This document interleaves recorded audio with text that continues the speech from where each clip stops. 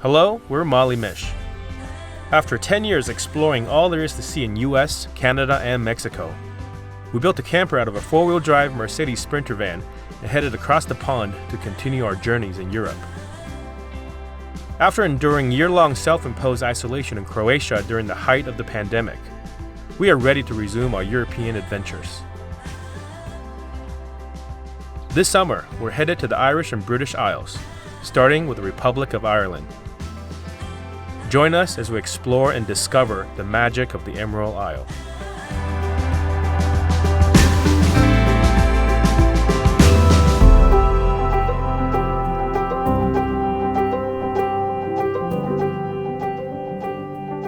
Here's our German friend we just met. He's got a really sweet bimobile 4x4 Sprinter.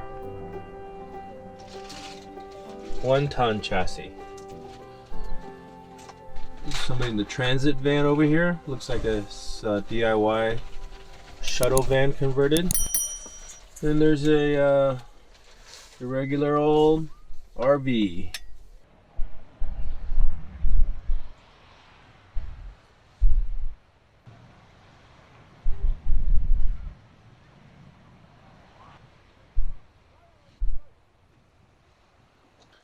White Strand Beach right here. Pretty much the end of this road. It dead ends into this parking lot, which we stayed the night last night. And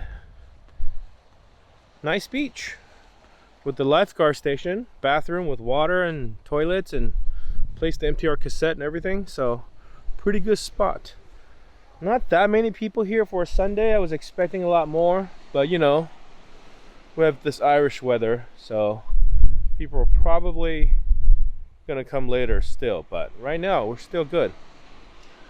1857, I just read, this is where they first laid the very first Atlantic ship-to-shore telegraph cable from this beach.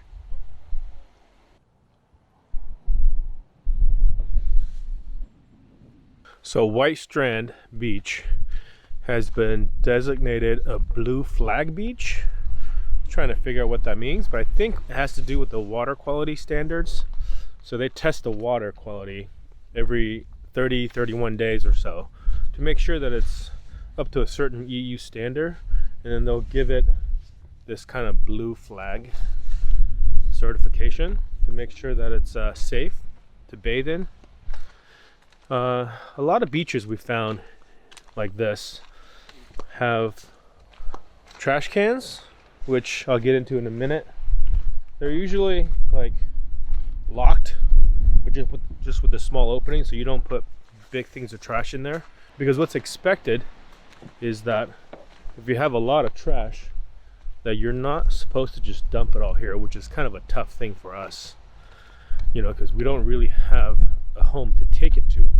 And in fact, that's what they expect you to do. If you have a lot of trash in Ireland, they want you to take it home. Which makes sense. If you got a big trash can at home, pack all your trash home. And in fact, I'm guessing a lot of people do that because there's not a lot of trash at all. Hardly any, in fact. But there are very few places for us to throw away our trash. And that's kind of a bummer, you know, because sometimes we're carrying our trash for hours and hours and hours after we leave a place, just looking for a place to throw trash out. So we have to sort of figure out what the custom is here. So we found these like beach parking lots tend to have little trash cans like that, but you can't throw a lot of stuff in there. So we just have to make more trips, more frequent trips. And what we found too is that a lot of these beaches have water that we can get, and we can dump our cassette toilets at the public toilet. So the last few stops, that's been kind of our way to maintain the gray water, the black water, fresh water, and trash. Also, you know, some of them allow you to sleep overnight, which is what we did here last night. White Strand Beach. On a nicer, warmer day, we'd be out there swimming. This is called Inch Beach on Dingle Peninsula. Looks like a really popular place. A ton of cars are on the beach parked. Big long stretch of beach with little shore breaks. You're not supposed to camp here, but apparently people do. We're not going to though. We just stopped for a little bit to check it out, and then we decided to drive on the beach. It's really hard packed sand, so all these cars are here, even the regular cars. Very, very low likelihood they would get stuck. But we're not gonna stay the night just in case the tide goes high or somebody comes out to tell us to go home. So it's a cool place to come if you're in the area.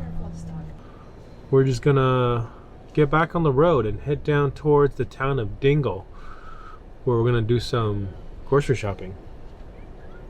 Really popular place though. I mean, there's so many people here. Yeah, look at the surfboards. Yeah, there's even a surf school. Bunch of surfboards and a bunch of people were out in the water surfing earlier with the surf school, but they've come in now. Kingdom Waves. We can rent surfboards too. Oh.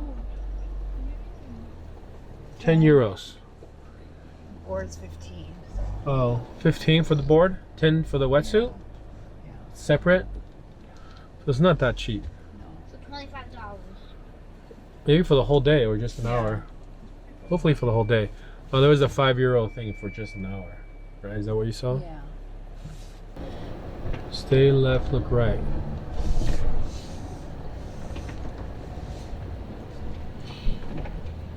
You'll see how windy it is. Look at that wind turbine.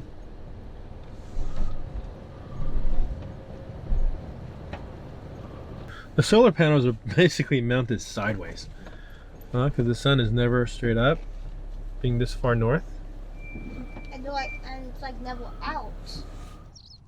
Toby, don't get a bird. Is that Toby or twin?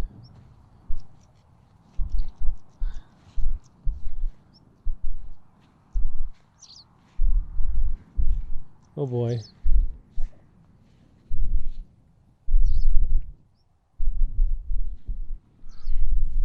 This is just past the town of Dingle on the Dingle Peninsula. And this is perhaps so far our most cat friendly, loose cat roaming friendly camping spot yet in Ireland. It reminds me a lot of that beach that we were at, the sand dune beach we're at in France. Because you have these sand dunes with grass over it, and we're kind of sheltered from behind. Right on the other side, we have beach. Look at that. What a nice spot, and the sun just came out. We can actually walk to that beach over there that we were just at, and they have showers. They have beach showers that we can go shower at over there. You see that yellow building? That's the lifeguard hut. Yeah, we can swim here. If you guys want to swim here. Can we get the wetsuit still? We can get the wetsuit. It's a pretty good spot. Look at this. We got sheep over there. Just on the other side. Like the Irish pub you stayed at? There's that building right there. Yeah, you guys see that? That building with all the cars. That's a pub. We can even walk over there for a drink. But we won't. We'll probably just stay here. And if you do, we'll stay up till 1 a.m. like last time.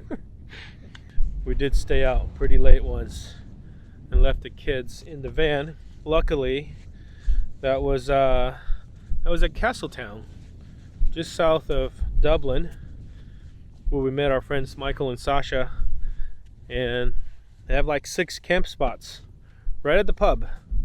Very convenient. That was our so far the first and only pub experience in Ireland. The good crack. The good crack. Look that up if you don't know what that means. You happy? So happy.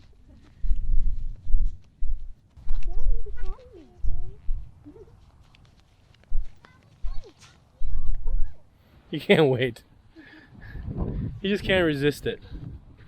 It's a pretty rare sunny moment. I can't even say sunny afternoon. It's only a sunny moment. Oh, perfect peelers. Look at the wave.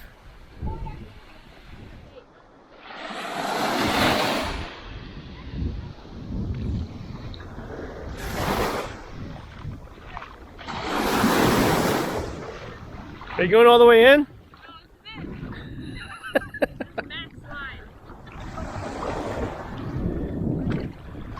End of the road. Ava, did you go all the way in yet? Are you going to? Mila, you have a wetsuit. Luca doesn't care.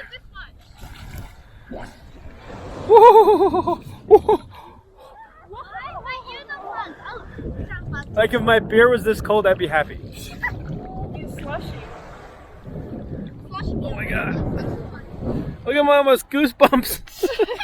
It's so cold.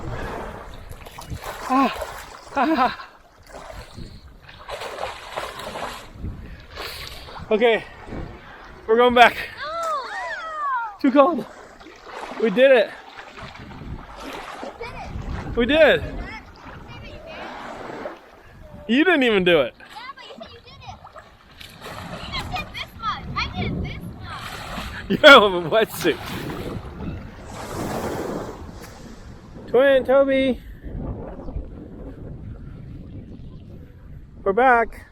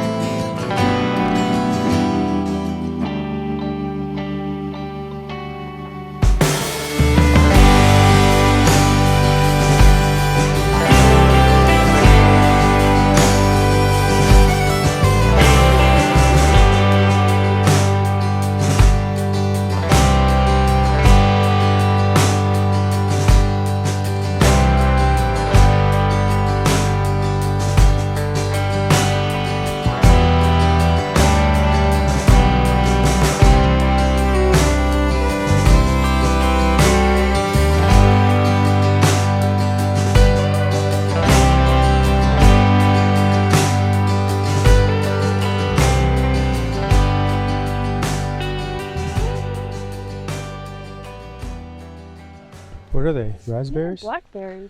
Blackberries? Yeah. Very sour. There's a lot of them. Yeah. Are they ever going to ripen in this weather? So we're not the only people camping here. Another couple came in like a, it's like a little station wagon thing. Not the only Americans. We're not even the only Americans. That's right.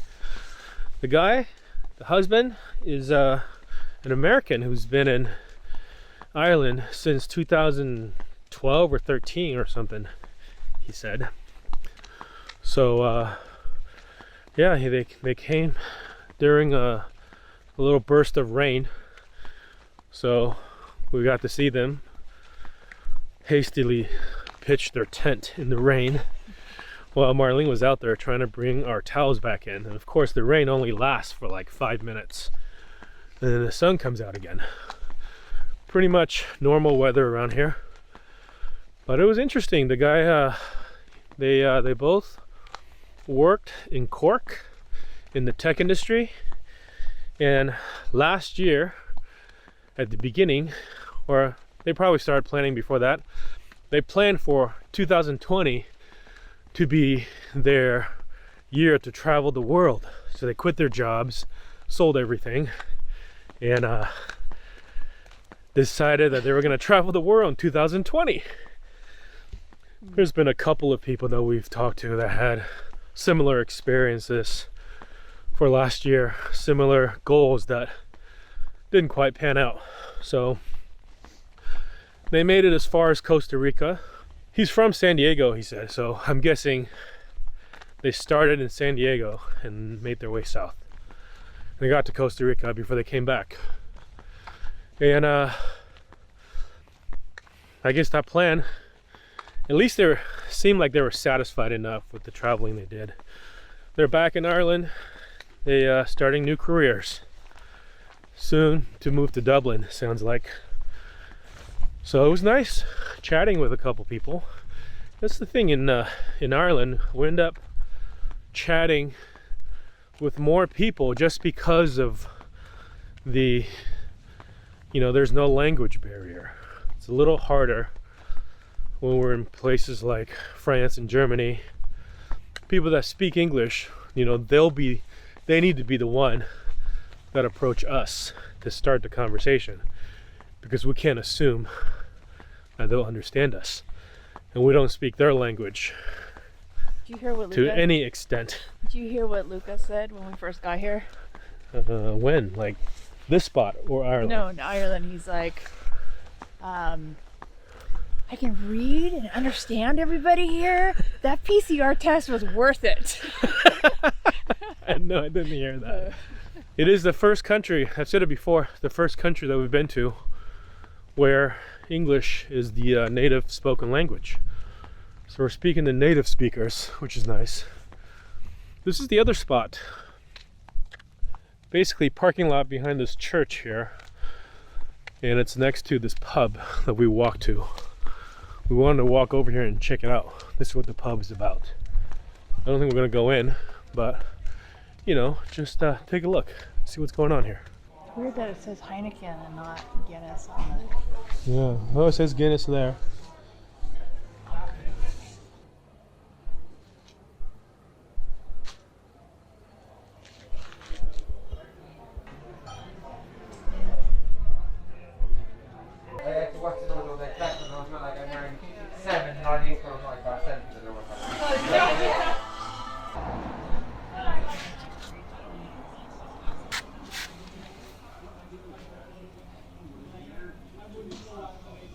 So of course, not everything on that plaque you're able to read, because yeah, even though English is pretty much everybody's native language here that they learn growing up, but the real native language here is Irish. And every sign here is both in Irish and English, because if you look at the history of Ireland, they were essentially, like many other countries that speak English, colonized by the English. So what is left still, there's still some communities that speak Irish. Just from the short time that I've been here, you can tell that there's a lot of pride too in the people that are like traditionally Irish, and some of them still speak the traditional Irish language, especially when you get into the smaller villages and smaller towns in harder to reach places. This is Patty O'Neill's. O'Neill's a surf company? Different O'Neill's. He's a Kerry guy. Oh, they have delivery menu. They have American license plates that say Kerry 1. Immigrants that came back. Patty O'Shea's looks cool.